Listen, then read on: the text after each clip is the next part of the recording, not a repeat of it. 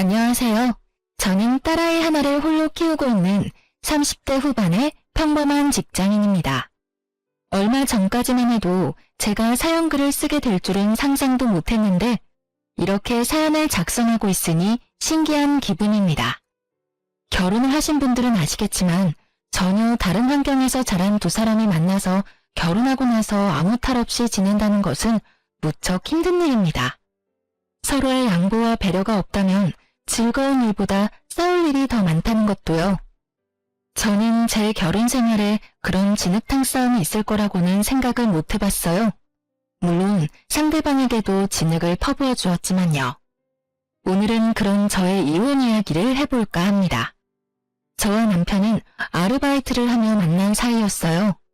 대학을 다닐 때 부모님 선물을 사거나 돈이 필요한 일들이 있을 때마다 저는 단기 아르바이트를 하곤 했어요. 남편과는 그 아르바이트를 하며 만났어요. 그 사람은 참 착한 사람이었어요. 함께 일하는데 저를 많이 도와줬거든요. 제가 감기에 걸려 힘들 때는 그 사람이 저 대신 일을 많이 해주기도 했고 눈치를 보며 쉴 수 있도록 도와주기도 했어요.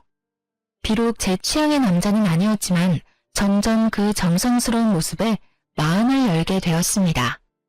그 사람이 저에게 잘해준 이유는 제가 연약해 보여서였다고 하더군요. 솔직히 외모만 보면 충분히 연약한 것처럼 착각할 수 있는 외모였죠. 그렇지만 실제로는 그렇게 연약한 사람은 아니었어요. 제 앞가림 정보는 충분히 할 수 있을 만큼 튼튼한 사람이었죠. 그 사람을 만났을 때는 낯을 가려서 그렇게 약해 보인 것뿐이었어요. 어떻게 보면 착각이 겹쳐 일어난 사랑이었죠. 그래도 좋았어요. 서로 잘 맞았고 배려도 충분했고 무엇보다 말이 잘 통했으니까요. 저와 그 사람의 연애는 순조로운 듯 보였지만 딱히 그렇지는 않았어요. 서로 취업 전선에 뛰어들면서 바빠지기 시작하니 소홀히 지더군요. 그렇게 저희는 점점 대화를 하지 않게 되고 연락을 하지 않게 되었죠. 그러나 취업에 성공하니 가장 먼저 생각나는 건 그 사람이었어요. 그때야 그런 생각을 했죠. 내가 이 사람을 참 좋아하는구나 하고요. 그리고 그 생각은 그 사람도 마찬가지였던 것 같았어요. 취업한 날 제게 연락이 왔었거든요. 그렇게 다시 이어진 우리는 결국 결혼까지 성공하게 됐어요. 이때까지만 해도 이별의 위기조차 이겨낸 우리라면 아무리 힘든 일이 벌어져도 함께 이겨낼 수 있을 거라 생각했어요. 그 모든 게 착각이었다는 것도 모르고 말이죠. 취업에 성공한 다음 해에 우리는 상견례를 하게 됐어요. 시댁에서 제 얼굴을 보고 싶다고 했고 그렇게 방문했다가 나를 잡자는 이야기까지 나오게 된 거였어요. 시모는 제가 다니는 회사가 대기업이라 그런지 마음에 들었던 모양이었어요. 그러더니 결혼은 언제 할 거냐고 물었죠. 솔직히 저는 이 사람을 좋아한다고 생각했지만 구체적으로 결혼까지 생각하고 있던 건 아니었어요. 그럴 수밖에 없었죠. 취업한 지 얼마 되지도 않았으니 일하는데 온 신경을 쏟고 있었으니까요. 그런데 시모는 아예 다른 생각을 하고 있더라고요. 조금이라도 어릴 때 결혼해야 내가 건강하지 않겠냐고 하더군요. 솔직히 처음에 듣고는 당황스러운 말이었어요. 하지만 나쁜 의도로 하신 말씀은 아니니 그렇겠네요 하고 단순하게 답하고 말았어요. 그런데 그 뒤로 남편은 결혼 이야기를 계속 꺼내기 시작했습니다. 만약 남편의 그런 모습이 싫고 부담스러웠다면 거절을 했을 거예요. 하지만 그러기엔 그 사람과의 인연이 저에게는 소중했고 저도 이 사람과 헤어지고 싶지 않았으니까요. 어떻게 보면 선택지 위에 놓여 있었던 것 같아요. 이 사람과 함께 있기 위해 결혼을 하느냐, 결혼을 하지 않고 이 사람을 놓아줘야 하느냐. 저는 당연히 결혼을 하기로 원했죠. 결국 남들보다는 조금 이른 결혼을 하게 되었어요. 신혼생활은 즐거웠고 그때는 시모도 저희에게 무척 잘해줬어요. 그런 저에게 먹구름이 드리운 것은 아이를 낳고 난 뒤였어요. 태어난 것은 예쁜 딸이었죠. 그런데 산부인과를 찾아온 시모의 표정이 그리 좋지 않았어요. 옛날에는 딸 낳고는 미역국도 못 얻어먹은 거 알지? 첫째가 아들이 될 거라고 생각했는데 딸이라니. 이렇게 된 거 둘째 빨리 가지도록 노력하거라. 딸은 시집 가면 끝이야. 필요도 없는 거 애지중지 끌어안고 키울 생각 말고 아들 낳을 생각부터 해. 알았지? 저는 그 말을 들으면서도 이상하게 제 딸을 향한 말이 아니라 저를 향한 말같이 들려서 굉장히 기분이 나빠졌어요. 어머님, 첫 손주예요. 그래도 한번 안아주세요. 됐다. 뭐 이쁘다고 안아줘. 집 재산 다 들고 나갈 도둑인데. 언젠가는 너도 내 말 다 알아들을 거다. 어쩌자고 첫째로 딸을 낳아서는 본인도 여자면서 딸을 낳았다면 며느리를 타박하는 시모가 요즘 세상에 있다는 것도 신기할 노릇이었어요. 그래도 옛날 사람이니 그러려니 했습니다. 이해하고자 노력은 했어요. 아들을 원했던 분이니 마음대로 되지 않아 속상하셨겠다고. 그렇게 좋게 생각하고 넘기려 했지만 그 뒤에도 시모는 손녀에 대한 거부감을 숨기지 않았어요. 그리고 그것은 고스란히 저에게 스트레스가 되어 돌아왔어요. 그리고 그 와중에 저는 집으로 날아온 남편의 카드 내역을 보고 깜짝 놀랐어요. 무려 1,000만 원에 가까운 카드론을 받아 쓴 내역이 있었거든요. 저는 너무 놀라 그날 저녁 집에 돌아온 남편에게 따졌어요. 도대체 이게 뭐야? 무슨 카드론을 이렇게 썼어? 800만 원? 도대체 당신이 그만한 돈이 왜 필요한데? 혹시 당신 두 집 살림 차렸니? 제가 카드 내역서 종이를 흔들며 추궁하자 남편 얼굴에 땀이 나며 사색이 되더군요. 그게 돈이 좀 필요했어. 그러니까 뭘 하는데 이렇게 돈이 필요한데. 말해봐. 당신 나한테 속이는 거 있어? 설마 혹시 당신도 코인해? 코인. 주변에서 해보라고 하는데 모아놓은 돈이 없어서 그걸로 시작한 거야. 미안해 여보. 자기 미쳤어? 빚을 내서 코인을 하면 어떡해. 주식이나 코인은 여윳돈이 있을 때나 하는 거야. 그러다가 완전 쪽박 찬다고. 도대체 무슨 생각으로 이런 짓을 한 거야? 미안해 여보. 돈 좀 벌면 우리 애들이랑 집에 도움이 될 것 같아서 그런 건데. 의도가 나쁜 건 아니었지만 방법이 나빴습니다. 차라리 자기가 저축한 돈으로 했다면 이렇게까지 화가 나지도 않았을 거예요. 이거 하나뿐이야? 다른 것도 다 가져와봐. 빨리. 제 말에도 어물쩍거리며 보여주기 싫어하던 남편을 보니 감이 딱 왔습니다. 다른 데서도 빌렸구나 하고 말이죠. 저는 분노를 감추지 못하고 꽥 소리를 질렀죠. 폰 당장 열어. 결국 핸드폰을 열어 카드회사 앱에 일일이 다 들어갔어요.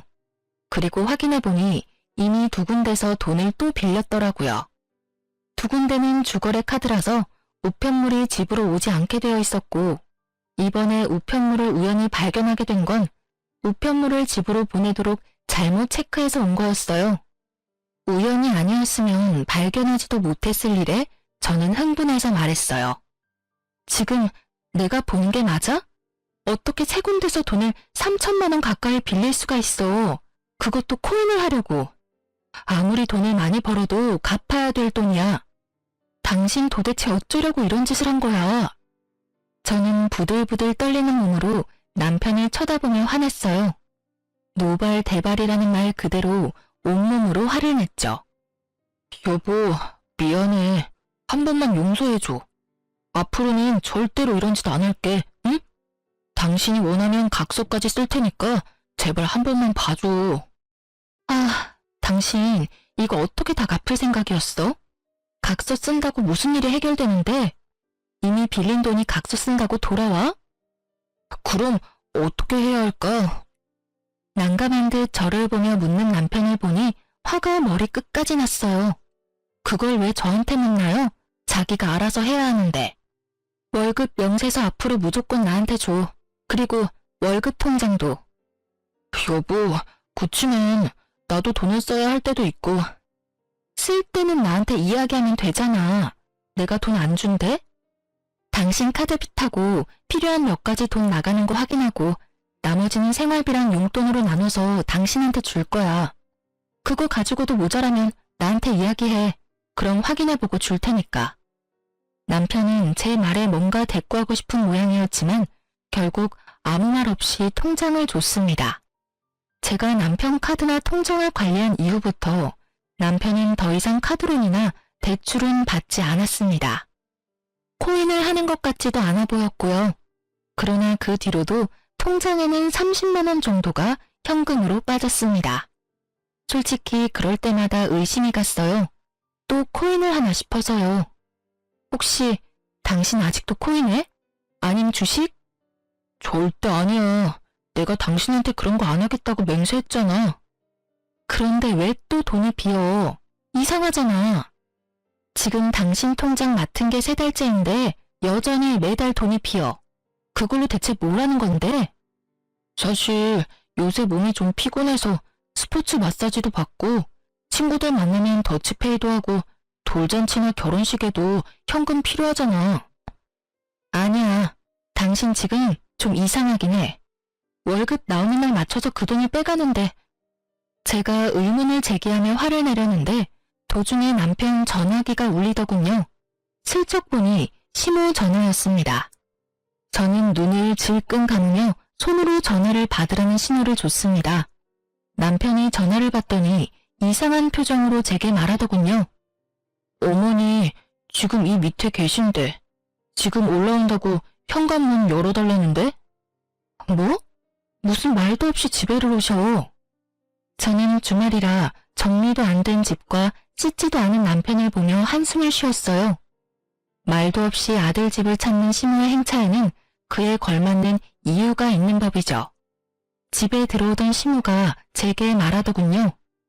예, 너는 일하는 것도 좋지만 집도 좀 치우고 살아. 이게 뭐니? 돼지우리도 아니고. 너 직장만 아니었으면 에휴, 됐다. 내가 뭔 말을 하니? 죄송해요, 어머님. 오늘은 무슨 일로 찾으셨어요? 미리 말씀이라도 해주셨으면 준비를 좀 해뒀을 텐데. 너 오늘 나랑 어디 좀 가자. 어딜요? 한의원에 무조건 아들 낳을 수 있다는 용한 집이 있대. 거기 가서 약도 좀 짓고 전집 가서 둘째는 언제 들어서는지도 좀 보고. 어서 준비해라. 예약해놔서 바빠.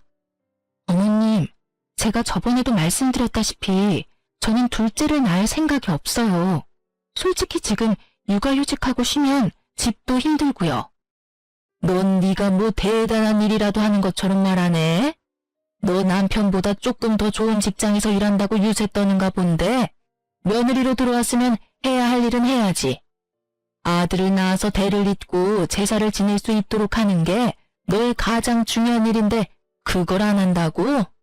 그럼 넌 왜 우리 집에 시집을 왔니? 아들도 안 낳아줄 거면서?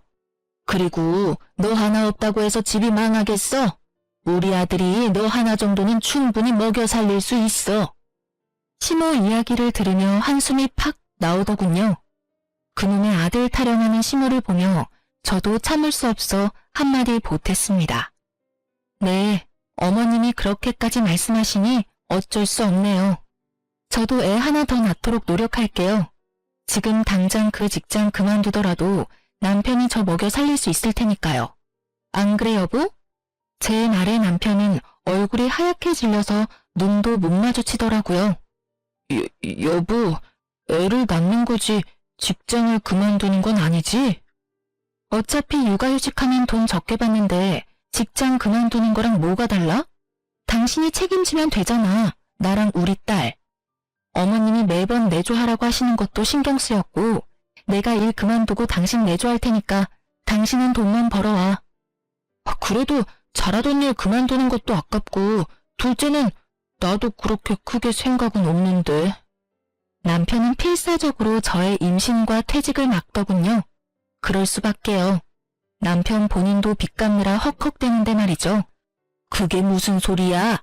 아들이 꼭 있어야지. 넌 왜 갑자기 네 마누라 편을 들어? 엄마, 그게... 어머님 아직 모르시나 보네요. 남편 카드 빚이 거의 3천만 원이라 그거 갚느라 지금 힘들거든요.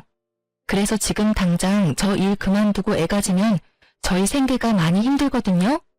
그래서 그런 거니까 이해하세요. 그래도 가장인데 투잡이라도 뛰면서 저희 부양하려고 노력하지 않을까요? 그 말에 시모가 기가 찬다는 얼굴로 남편을 쳐다보았어요. 남편이 시모의 도끼 어린 눈빛을 피하는 걸 보고 속이 시원했죠. 이제는 시모가 내게 애를 가지라고 말하지는 않겠구나 싶었어요. 제 예상대로 시모는 제게 아무 말도 안 하고 남편을 향해 있는 대로 욕설을 퍼붓더군요. 너 우리 집안의 아들이 얼마나 귀한 줄 몰라? 네가 이런 못난 짓만 안 했어도 지금 손주가 태어났을지도 모른다고. 어휴, 이 멍청한 거사. 도대체 그 돈을 다 어디다 썼어? 남편은 시모의 욕설을 고스란히 받으면서도 변명 한마디 하지 않더군요. 앞으로 그럴 일 없어요. 와이프한테 통장 다 잡혔으니까. 그리고 앞으로 둘째 이야기 좀 그만하세요. 잘 해결되겠죠. 그러니까 이제 가세요. 그러면서 남편은 시모를 쫓아냈어요. 그리고 남편 자신도 밖으로 나가버렸어요. 시모는 그 뒤로 제게 둘째를 가지라는 말은 입 밖에도 꺼내지 않았어요. 그러려면 못난 아들이 벌인 일을 들춰야 하니 입 밖에도 내지 않더군요. 둘째라니, 이 와중에 둘째가 가당키나 한가요? 그렇게 저는 평화를 찾았습니다. 그러나 그 평화는 한 달도 되지 않아 깨져버렸어요. 하루는 시모가 저를 시댁으로 불렀어요. 줄 게 있으니 오라는 말에 시댁으로 향했어요. 시모가 준비한 것은 한약이었습니다. 저번에 말한 그 한의원에 가서 지어온 것이었어요. 시모는 그 뒤로 애를 가지라는 말을 한 번도 꺼내지 않았는데 그 약을 준비하고 저를 기다리고 있더군요. 그러면서 그러더군요. 아들이 진 빚은 내가 갚아주마. 그러니 너는 마음 놓고 애 가질 준비나 해.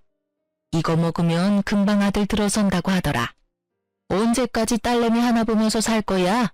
든든한 아들이 있어야 해. 내가 저번에 점집도 가서 너한테 아들이 있는지 확인했는데 있다더라. 아무렴? 있고 말고.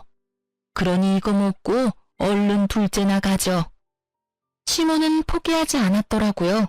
그 돈을 대신 갚아주는 한이 있더라도 둘째, 아니 아들을 보겠다는 확고한 의지가 느껴졌어요. 그런데 그때 시댁벨이 울리더군요. 문을 열어보니 남편과 웬 여자, 그리고 어린 남자아이였어요. 그때부터 저에게 지옥이 펼쳐졌어요. 그 여자가 저를 밀고 안으로 들어오더니 앉아서 엉엉 우는 게 아니겠어요?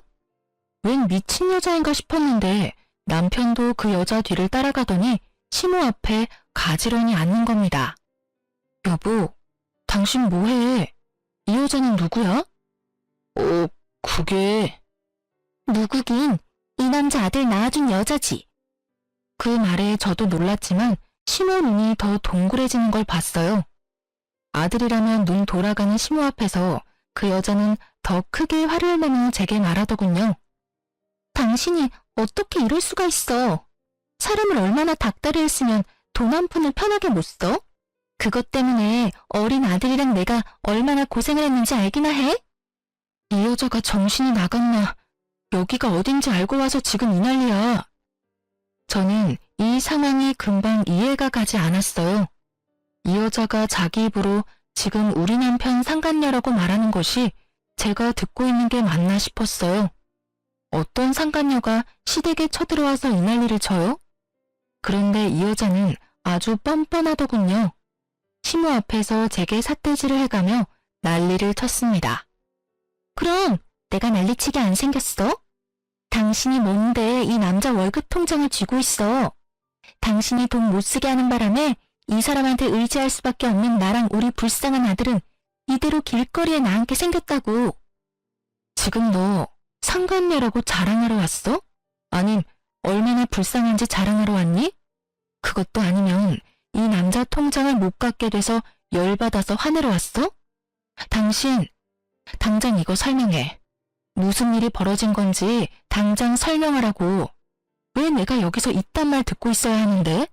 저는 이 정신없는 와중에 남편을 불렀습니다. 짐작은 가는데 제대로 된 설명이 필요했어요. 그리고 추궁할 상대도 필요했죠. 여보, 미안해. 내가 정말 할 말이 없어. 나 이 사람이랑 작년 동창회에서 만났고 우리 사이에 애까지 태어났어. 그래서 급하게 돈을 빌려 쓴 거고. 애가 생기니까 돈이 많이 들더라고.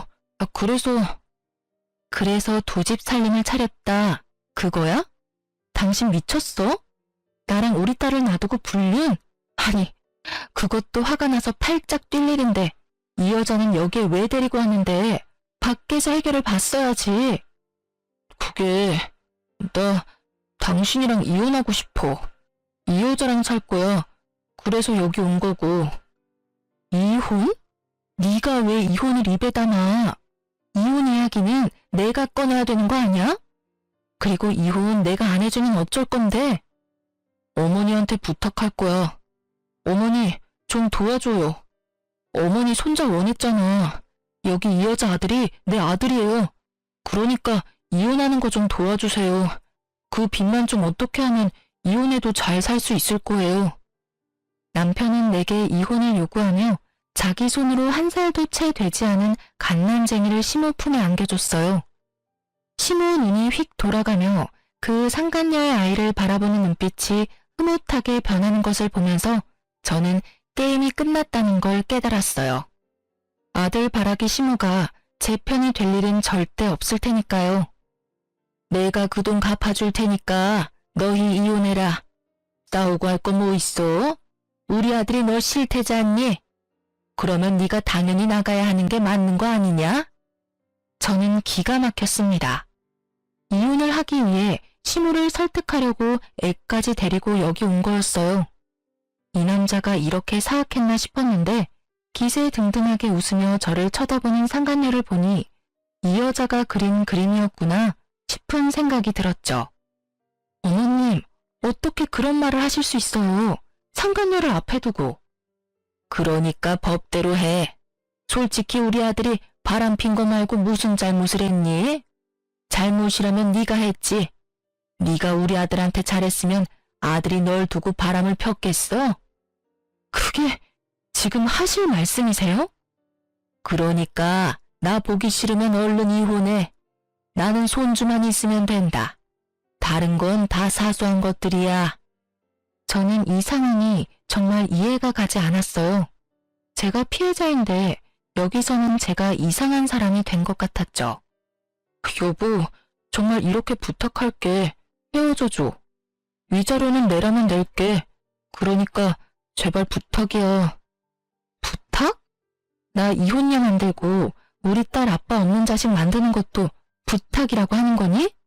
어떻게 당신이 나한테 이럴 수가 있어? 당신은 능력 있잖아. 좋은 직장도 있고 능력도 있고 다 잘하니까 괜찮잖아. 그런데 이 사람은 안 돼. 나 없으면 안 되는 사람이야. 그러니까 당신이 나랑 헤어져 줘. 어? 제 남편은 아주 단순한 사람이었습니다. 그 여자가 징징대며 못 살겠다고 하는 말을 곧이곧대로 믿고 자신이 지켜줘야 할 여자라고 생각한 모양이었어요.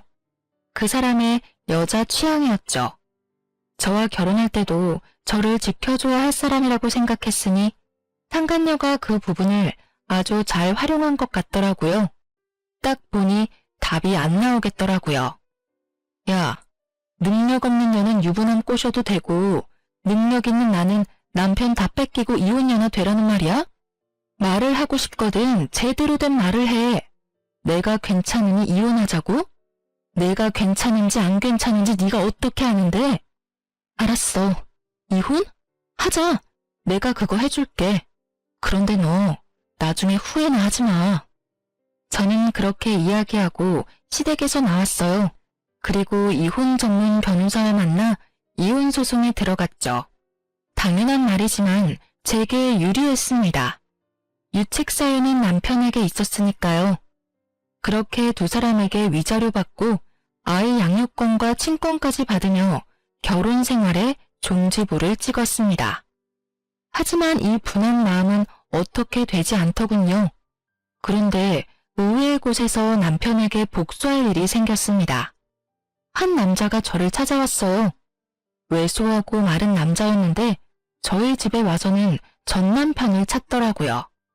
그리고 그 사람이 가져온 종이 한 장을 보고 저는 경악을 금치 못했어요. 그리고 그 길로 그 남자를 데리고 전 남편의 결혼식장으로 달려갔죠. 그 사람이 저를 찾아온 그날이 전 남편과 상간녀의 결혼식 날이었거든요. 이혼한 지 일주일 만에 재혼을 하더라고요. 제가 찾아가니 이미 결혼식은 막바지였고 하객들은 식사를 하러 갔고 두 사람은 태백을 하러 별실에 올라가 있는 상태였어요. 올라갔더니 가족들이 모두 모여 있더군요.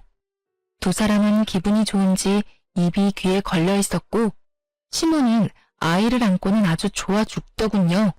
함께 온 남자가 상간녀의 얼굴을 보더니 대뜸 달려가 묻더군요. 애는 어딨어? 애 어딨냐고. 그 사람이 서 있던 곳에서는 시모가 보이지 않았나 보더라고요. 상간녀는 당황한 건지 말도 못하고 벌벌 떨기만 했죠. 그때 전 남편이 떡하니 그 남자 앞을 가로막더군요. 그러면서 저한테 화를 냈어요. 이게 뭐하는 짓입니까? 당신 이 사람이 누군데 여기까지 데리고 와. 그리고 난 당신 결혼식에 초대도 안 했어. 알아, 초대 안 한 거. 나도 올 생각 없었어. 근데 여기 당신 애타게 찾는 분이 계셔서 모시고 온 거야. 좀 급해 보였거든. 그런데 이렇게 서로 좋아 죽는 거 보니까 여전히 모르나 보네. 내가 뭘 모르는데. 당신 혹시 나랑 이혼했다고 이런 식으로 해코지 하는 거면. 저는 전 남편 말을 뚝 잘라먹고 이야기했어요. 뻐꾸기 새끼 잘 키우고 있는 거면 됐어. 자기 자식도 아닌데 당신도 참 대단하다. 돈 빌려다 돈도 갖다 바치고 마음도 주고 당신도 참 대단한 순정파네? 그치? 얼굴 어디 하나 비슷한 곳도 없는데 정이 가긴 하나 보네. 제 말에 남편놈 얼굴이 일그러지더군요. 그런 남편놈 얼굴에 그 남자가 제게 보여줬던 서류를 펼쳐 보여줬죠. 저 남자랑 네 아이 친자 검사 결과래. 근데 일치라고 뜨네? 그럼 저의 아버지가 누굴까? 제 말에 남편놈이 말을 잊었는지 종이만 뚫어져라 쳐다보고 있더군요. 이게 저 사람이랑 우리의 친자 검사 결과라는 걸 어떻게 믿어? 내가 당신을 못 믿는데. 그럼 당신 와이프한테 물어봐. 저 애가 누구 애인지. 그러나 전 남편 곁에 있던 상간녀도 그다지 좋은 상황은 아니었어요. 그 남자가 상간녀를 향해 비난을 퍼붓고 있었거든요. 야, 너 내 아이 데리고 지금 딴 놈이랑 결혼하는 거야? 네가 뭔데 여기서 그런 말 하는 건데. 나 너랑 결혼한 적도 없고 사귄 것뿐인데. 여기 와서 남의 결혼식 망치기나 하고. 결혼하려고 동거하면서 준비 중이었지. 그것도 내 애 임신한 채로. 너 애 임신한 동안 나한테 매달 100만 원씩 뜯어갔냐 안 뜯어갔냐? 임신했을 때는 애 빌미로 돈 갖다 달라 난리를 치더니 애 태어나니까 살던 월세방 보증금 받아서 도망을 가? 그러고는 고작 유부남 꼬셔서 가정 파탄 내고 결혼? 그래, 네가 무슨 정신 나간 짓을 하든 상관없는데 애랑 돈은 돌려줘야지. 우리 어머니가 그 애를 얼마나 기다렸는지 알기나 해? 네가 뭐 착각하나 본데 내 아이 당신 자식 아니야.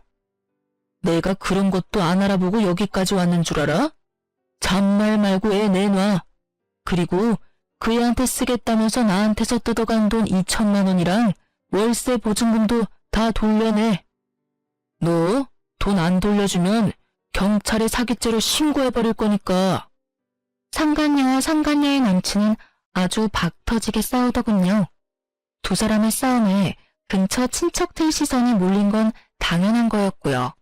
시모는 얼굴이 완전 흑색이 돼서는 이 상황이 뭔지 파악하려고 애쓰는 것처럼 보였어요.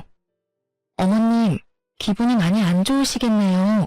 그렇게 애지중지 안고 빨고 하던 손자가 어머님 친손자가 아니라니 말이에요. 이게 다 뭐야? 네가 벌인 일이지? 네가 우리한테 복수하려고 그런 거지? 어머님도 참 너무하시네요. 제가 이렇게 친절히 그 애가 남편 아들이 아닌 사실을 알려드리고 있는데 할 말이 그것뿐이에요. 못 믿겠으면 친자 검사해보세요. 그런데 한 가지만 말씀드릴게요. 어머님이 안고 계신 손주 이제 태어난 지 5개월이죠? 그런데 아세요? 그 사람이 동창회에서 저 여자랑 실수했다는 날이 12개월 전이에요.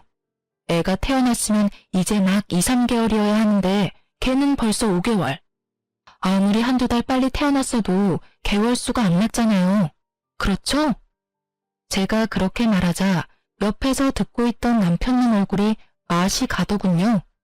임신을 하면 10달을 애를 품어야 하는데 본인이 계산해봐도 애가 저 개월수가 되면 안 된다는 걸 알았나 봐요.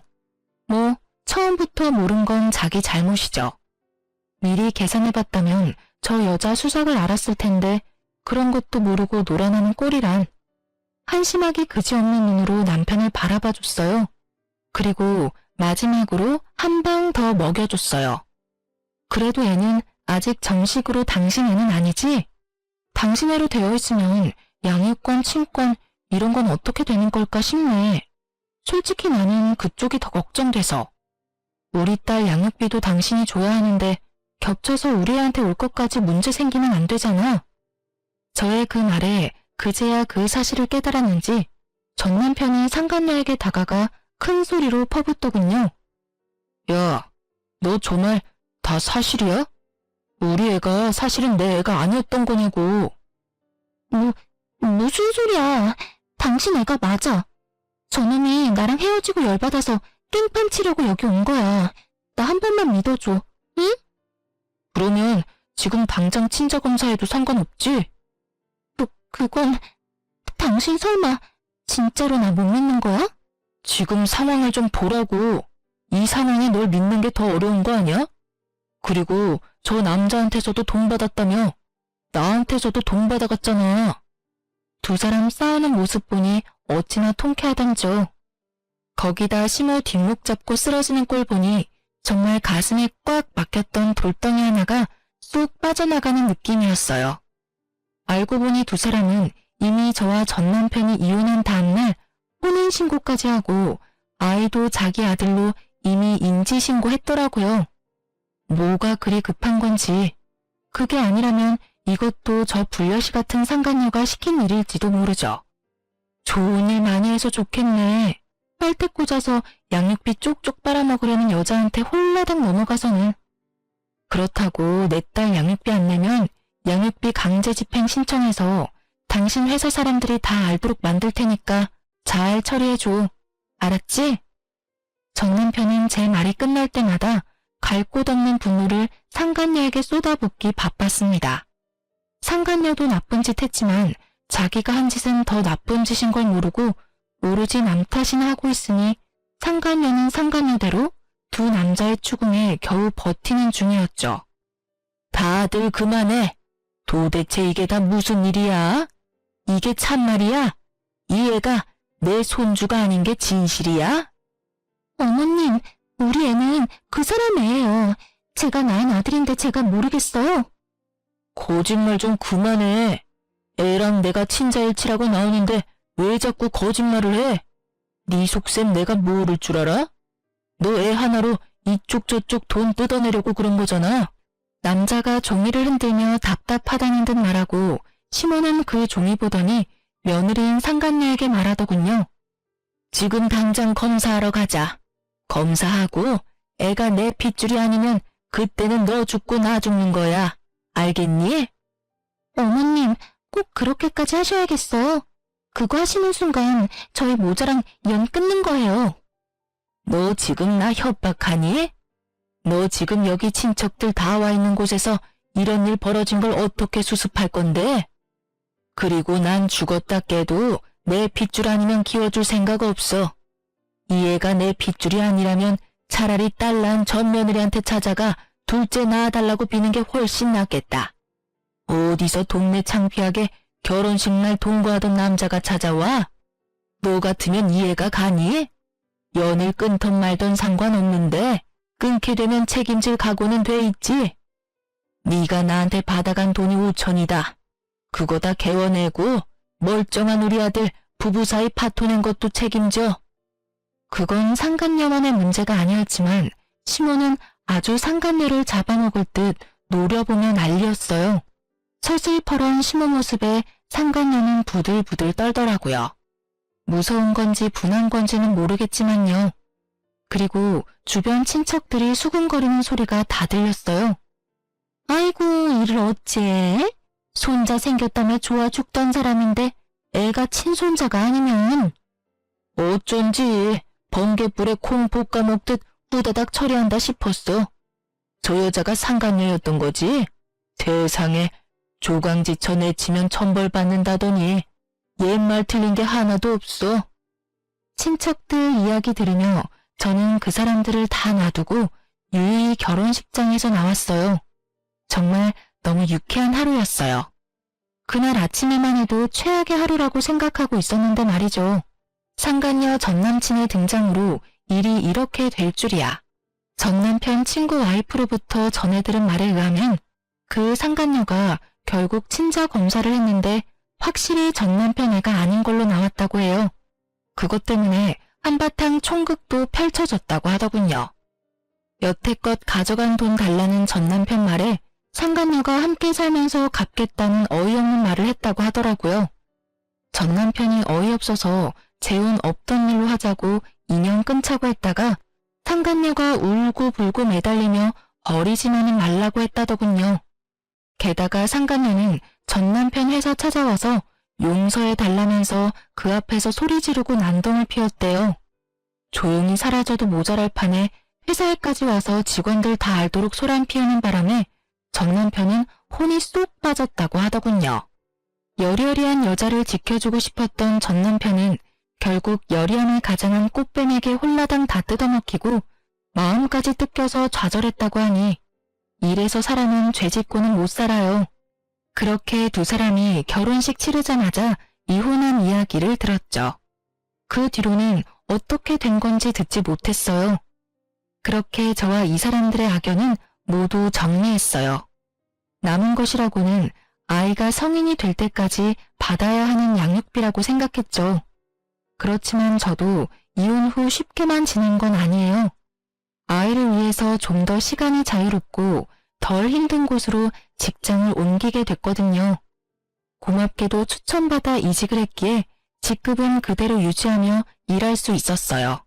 그런데 그 직장에서 악연의 흔적을 만나게 될 줄이야. 바로 전 남편과 딱 마주친 거 있죠?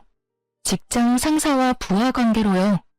솔직히 전 남편이 그 회사를 그만둘 거라고는 생각도 못했기에 당시 마주쳤을 때는 너무 놀랐어요. 그렇게 한 달 정도 불쾌한 상황이 이어지다가 회식 자리가 생겼어요. 그런데 한 여직원이 저한테 묻더군요. 대리님, 애가 아직 어리죠? 혹시 남편분이 많이 도와줘요? 어? 아, 나 혼자 된 지 1년 됐어. 전 남편이랑 이혼했거든. 어머, 죄송해요. 그런 줄도 모르고. 괜찮아, 그럴 수도 있지. 솔직히 전 남편이 상간녀랑 바람나서 혼외자 만들고 이혼한 거라서 차라리 없는 게 낫다 싶어. 그래서 대리님이 이혼하자 한 거군요. 잘했어요. 그딴 인간 뭐 좋다고 끌어안아요. 그냥 내다버리는 게 답이에요. 아니, 그 사람이 이혼해달라 하더라고. 상간녀는 너무 여리고 착해서 자기가 지켜줘야 한다는 뭐라나? 제 말에 여직원이 벙찐 얼굴로 갑자기 화를 막 내더군요. 뭐라고요?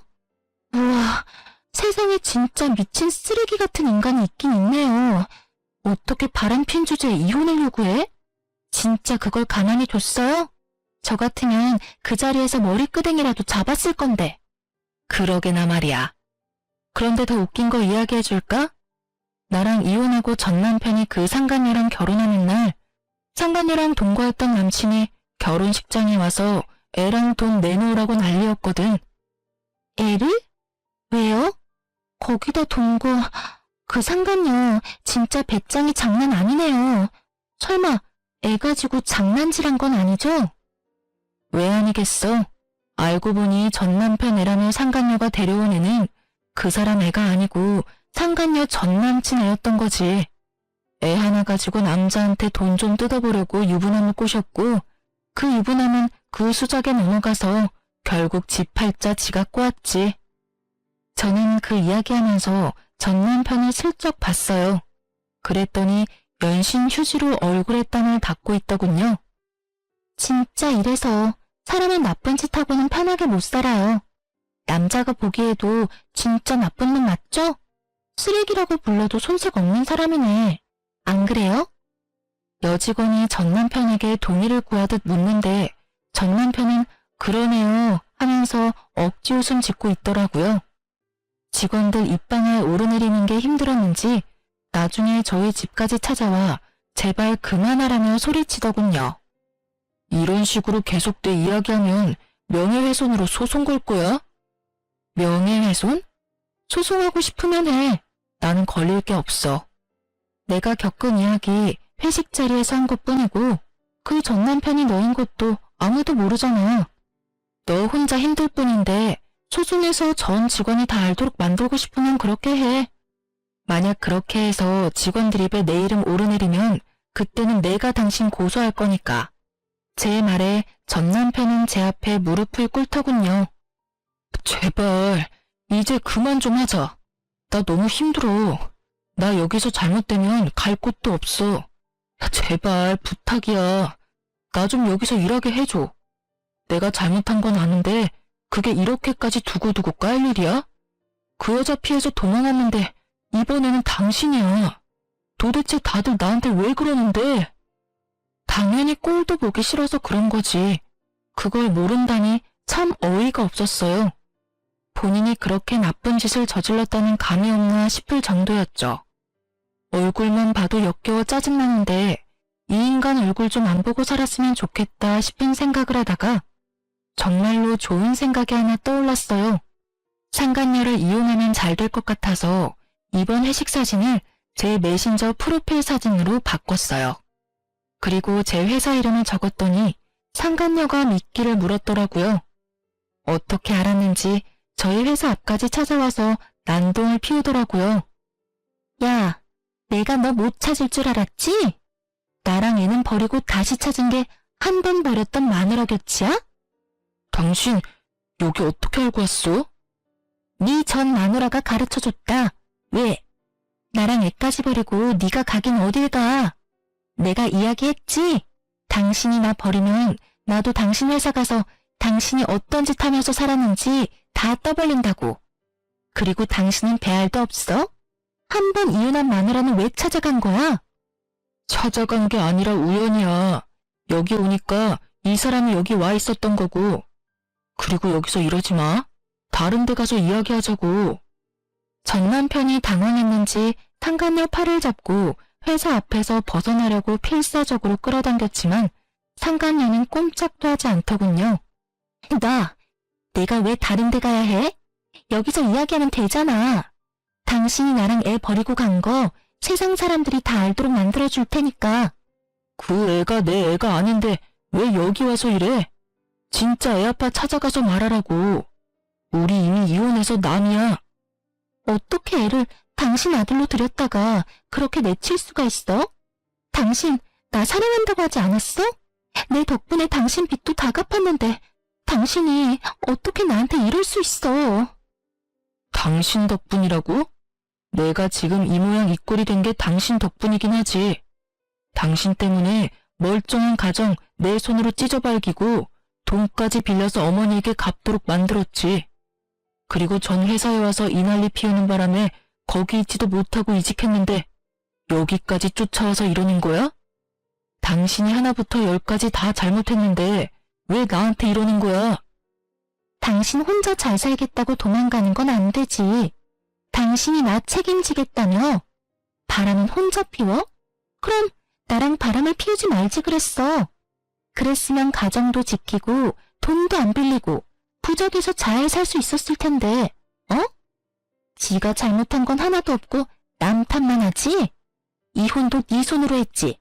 내가 손모가지 붙잡고 이혼서류에 사인하라고 협박이라도 했어?